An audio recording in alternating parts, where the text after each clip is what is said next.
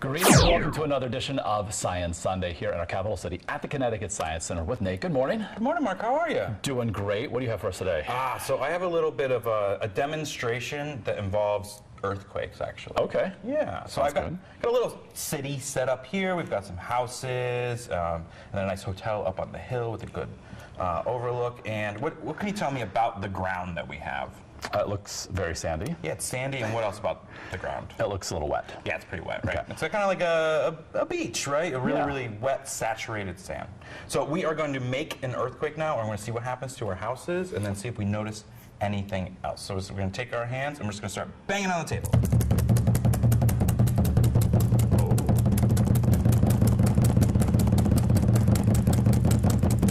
Yeah. Okay. A lot happened. Yeah, a lot happened. Usually in earthquakes, we're thinking of seeing things like cracking and fracturing away.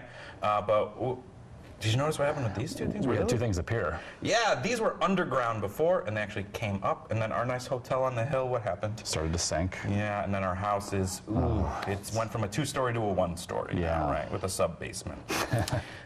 So this is a demonstration of something called liquefaction. Okay. So we have sand here, and sand is just tiny rocks. So we can take these big rocks and think about it. And the way that sand stays together is there's friction between them like this. Mm-hmm.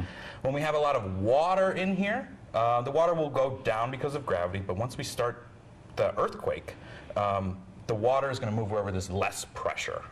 And right now there's less pressure up here because it's being shaken all these different ways, and it can't keep going down because there's a bottom.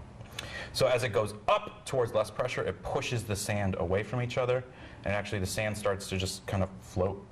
And it's almost like a liquid. It behaves like a liquid. Interesting. And as it does that, things that rise in a liquid, like these ping pong balls, come up, and things that sink, like our hotels, start to sink down through it. Gotcha. So in earthquakes in very sandy, wet places, like this happens in Japan a lot, something like an underground gas tank or sewer pipe actually comes up. Gotcha. Yeah. So they have to engineer different ways to keep those underground and keep everybody safe. And there are some interesting ways that they do it. Liquefaction. Yeah, this is liquefaction. Liquefaction can also happen with air to push the pieces apart. And in like a grain silo, when stuff gets stuck together, they shoot air through, and it flows like a liquid down. Gotcha. Good stuff. We want to let folks know before we wrap up about an event happening today at the Science Center. Yeah. Today is one of our sensory-friendly days where we kind of turn down the volume on anything and get a nice, cozy atmosphere so that anyone with sensory-friendly or sensory needs can come and enjoy the space. Okay. We invite everyone to come, but also if anyone has a one-to-one aid, they get in with the price of the first person. Perfect. Yeah. All right. So today here at the Science Center, 10 to 4 your hours. Yep. All right. So ctsciencecenter.org is where you can go to learn more about this program and everything else the Science Center offers.